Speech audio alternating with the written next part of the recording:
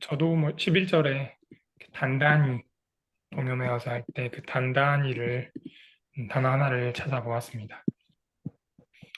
오늘 본문에서 1절부터 11절까지는 허리에 동여맨 띠가 나옵니다.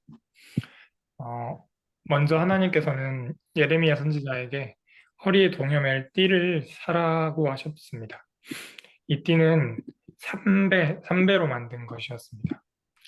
어, 찾아보니까 제사장들이 이렇게 허리에 두르는 이렇게 폭이 있는 띠와 같은 것이라고 합니다.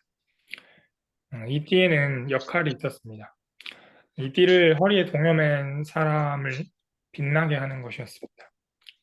그런데 하나님께서는 예레미야 선지자에게 이 띠를 유프라테스 강에 숨겨두라 하셨고 다시 찾을 때 보니 이 띠는 이제 썩어져서 쓸모가 없게 되었습니다. 말씀에서 나왔다시피 이 띠는 온 이스라엘 백성과 유다 백성을 가리킵니다. 예레미야 선지자가 띠를 사서 허리에 두른 것처럼 하나님께서는 이스라엘 백성과 유다 백성을 자신의 백성으로 삼으셨습니다. 그리고 띠를 통해서 사람이 자신을 드러내듯이 하나님은 그 백성을 통해서 이루고자 하시는 것들이 있었습니다. 말씀에서 보면 하나님의 이름을 빛나게 하고 하나님을 찬양하게 하고 하나님께 영광을 돌리기를 이 띠를 통해서 바라셨습니다.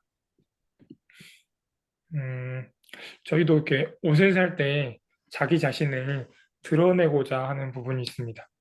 이 옷을 입었을 때 나의 어떤 점이 드러나기를 원합니다. 제가 이렇게 주말에 흰색 티셔츠 하나를 샀는데 그 티셔츠를 사면서 드러내고 싶었던 것은 자유로움, 그다음에 활동적인 느낌을 드러내고 싶었습니다.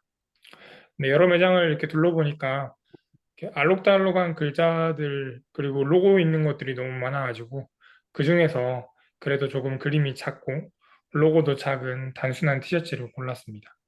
그것은 또 지나치게 화려하게 보이지 않고 싶지는 않아서였습니다.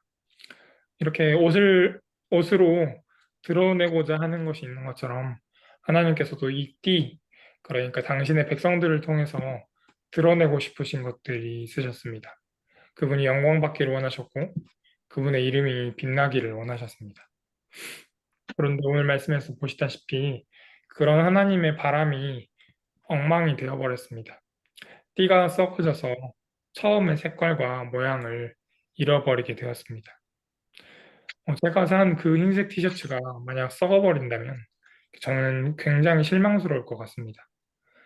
그런데 하나님은 자신의 백성을 향한 그분의 계획과 그분의 바람이 무너졌습니다.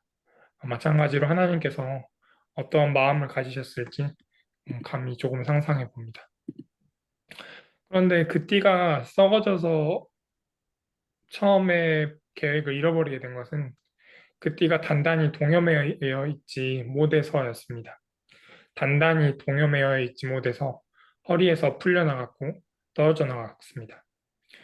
하나님은 자신의 백성을 통해서 영광받기를 원하셨지만 그 백성이 하나님께 단단히 매여 있지 못해서 다른 신들을 섬기러 떠나버린 것입니다.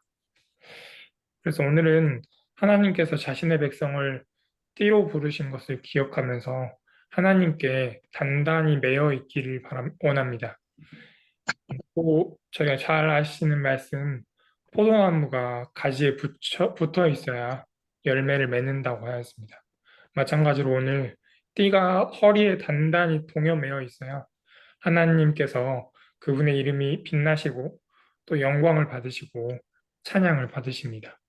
그래서 오늘 하루는 주님께 하나님께 단단히 동요매어 있기를 그런 저와 성도님들이 되기를 바랍니다.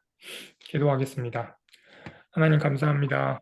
하나님께서 띠를 통해서 하나님의 이름이 높여지기를 원하셨고 또 주님께서 영광 받으시기를 원하셨고 찬양 받기를 원하셨습니다. 그런데 그 띠가 단단히 동여매어 있지 못해 썩어져 버렸습니다. 그러나 주님 오늘 하루 저희는 주님께 하나님께 단단히 동여매어 있게 해 주십시오. 그것을 통해 아멘. 주님께 영광 돌리는 오늘 하루 되게 하여 주십시오. 예수님의 이름으로 기도드립니다. 아멘. 아멘.